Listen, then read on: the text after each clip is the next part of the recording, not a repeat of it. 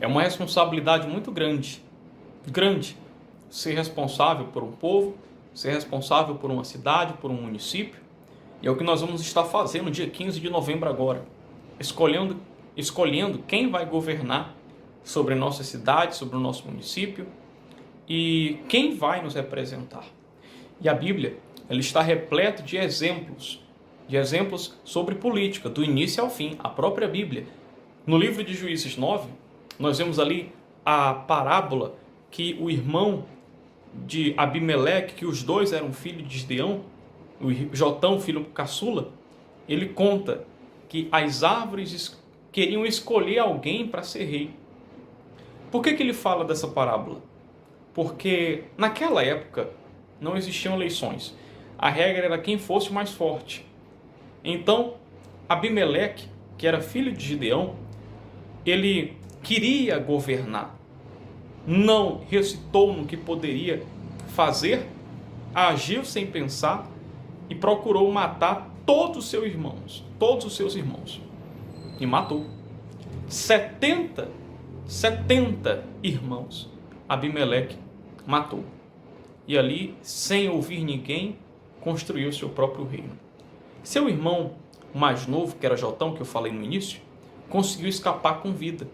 E ele conta a bela parábola das árvores que queriam para si um rei. Aqui no versículo 7 diz assim: avisado disto, Jotão foi e se pôs no cimo do monte Gerizim. Em alta voz clamou e disse-lhes: ouve-me, cidadãos de Siquém, e Deus vos ouvirá a vós outros. Foram certa vez as árvores ungir sobre si um rei, e disseram à oliveira: reina sobre nós. As árvores queriam um rei. Então eles chegaram para a oliveira e falaram: reina sobre nós. E olha o que a oliveira falou aqui. Porém a oliveira lhe respondeu: deixarei eu o meu óleo, que Deus e os homens em mim prezam, e iriam pairar sobre as árvores? Ele não quis essa responsabilidade. Então disseram as árvores à figueira: vem tu e reina sobre nós. Procuraram outro. Porém a figueira lhe respondeu: deixaria eu a minha doçura, o meu bom fruto, e iria pairar sobre vós?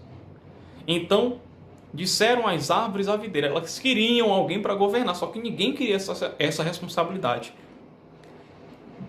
Aí eles procuraram a videira: vem tu e reina sobre nós. No versículo 12, né? Versículo 13. Porém a videira lhe respondeu: deixarei eu o meu vinho, que agrada a Deus e aos homens, e iria pairar sobre as árvores? Então todas as árvores disseram ao espinheiro: olha aí, vem tu e reina sobre nós. Respondeu o espinheiro às árvores: se deveras me ungir rei sobre vós, vinde e refugiai-vos debaixo da minha sombra. Mas se não, saia do espinheiro fogo que consuma os cedros do Líbano.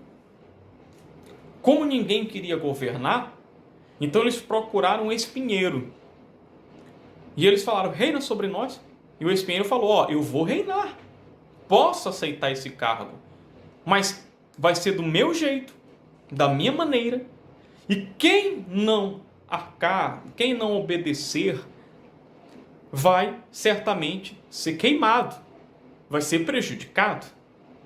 Então, nós vemos aqui a história que Jotão estava falando. Essa parábola representava a história do seu irmão Abimeleque. E é o que nós vemos mais nos países, no próprio Brasil, nos estados, nas cidades, nos municípios, que é onde vai ocorrer as eleições desse ano para falar, né, para escolher quem será o nosso prefeito, nosso vereador, quem vai ter o controle ali da nossa cidade. Então, já que ninguém quis reinar, já que ninguém queria abrir mão, né, então qualquer pessoa que foi exatamente o espinheiro eu posso ir. E o espinheiro, ele é cheio de espinhos já para se proteger. E a gente vê que o que mais vem sendo aprovado, leis que procuram eles mesmos, que subiram, né, que foram eleitos para se defender. E aquele que achar ruim se prejudica. E é o que a gente vem vendo aqui no estado, é o que a gente vem vendo aqui na cidade. Querem governar, mas governar do seu jeito. Governar da sua maneira.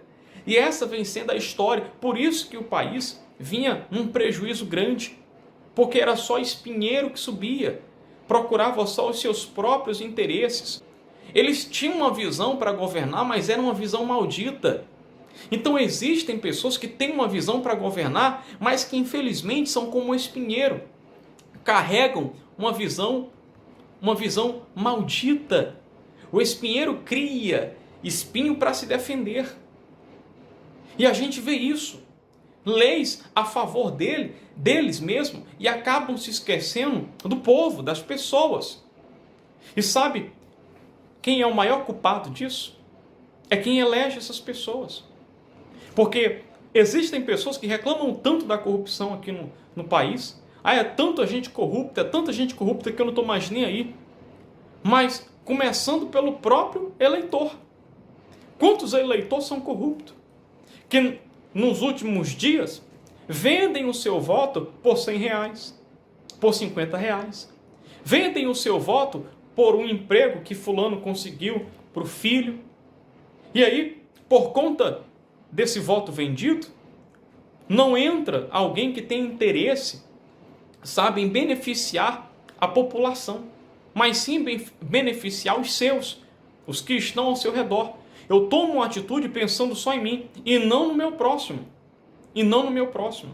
Aí eu vi um vídeo muito, mas muito bacana mesmo, que abre muito a mentalidade das pessoas, que foi da Subway, uma propaganda. Já faz até tempo essa propaganda que eu já tinha visto, de pessoas que o repórter pergunta para eles assim: quem você vai votar? E aí eles entrevistam, né, muita gente: em quem você vai votar? Em quem você vai votar? E todos eles falam: no branco, vou votar em branco. Eu vou votar em branco. Eu vou votar em branco. E aí eles pegam uma mesa, levam lá para onde a pessoa que falou que vai votar em branco, levam lá a mesa para eles, e dentro ali tem um sanduíche, né? Um plásticozinho e tal. Aí tem da Subway. Eles, quando eles veem aquilo ali, eles: olha, um sanduíche, eu ganhei esse sanduíche só para responder essa pergunta? Sim, é seu. Aí, quando eles abrem o pacote, aí dentro do pão só tem cebola. Dentro do pão só tem cebola. Por que só tem cebola? Aí eles explicam. Quando você escolhe branco, quando você vota no branco, você está dando autonomia para outras pessoas escolherem no seu lugar. E você fica sem querer. E é isso que acontece nas eleições. Quando você vota em branco, quando você vota em nulo, eu vou votar tudo em nulo. Você tem que aceitar o que as pessoas escolhem por você. E não adianta reclamar depois, porque a escolha foi sua. Porque, gente, muitos falam assim: eu não quero saber de política. Na hora da propaganda eleitoral, mudam até de canal: já estou de saco cheio da política, eu não quero saber disso. Mas, na hora que passa as eleições, né, o mesmo jornal que você estava vendo, e que você até desliga quando começa a propaganda eleitoral, sem olhar as propostas das pessoas, você desliga a televisão, né, naquela hora. Quando passa as eleições, passa no jornal que você sempre tem costume de assistir, uma lei que está revigorando.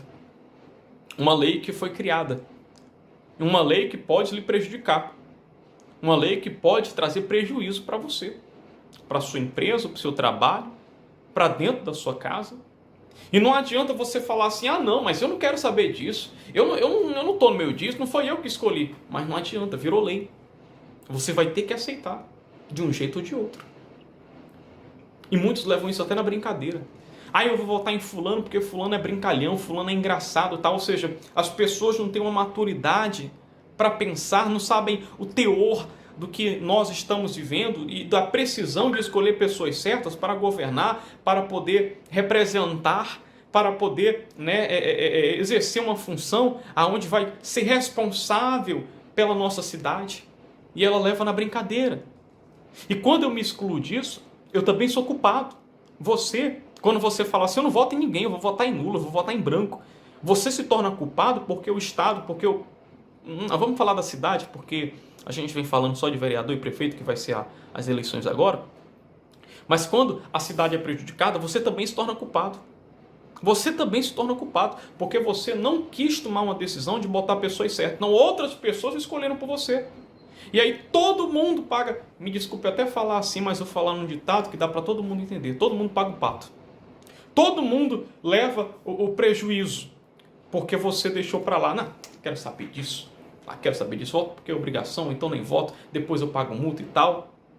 E a gente vê muitas pessoas que acabam ignorando isso, e que quando uma lei começa a revigorar, ou é criada, ela, não, mas eu não quero isso, não adianta, ela acha ruim. Ela acha ruim. Mas fazer o quê? Foi você que abriu porta para pessoas que criaram essa lei, exatamente o Espinheiro, que criou uma lei que só beneficia ele, que só abençoa ele. Você foi culpado também. Porque você podendo escolher outra pessoa, tendo o poder da decisão, você acabou deixando para lá. E olha a revolta que as pessoas têm hoje. O que levam elas a fazerem? Olha só, assista esse vídeo. Brasileiro fecha 5 dias, sabe pra quê? Pra pular carnaval, meu amigo. Mas pra ir protestar contra seu país, não fecha. É um povo frouxo, sem culhão. Eu quero ver quem que tem coragem de encostar ali e queimar o próprio carro. Só que eu sou homem, eu não voto mais. Já rasguei meu título de eleitor ontem. E a partir de hoje, se por acaso esse governo corrupto ficar, eu vendo minha casa e vou embora pro Paraguai ou qualquer outro lugar.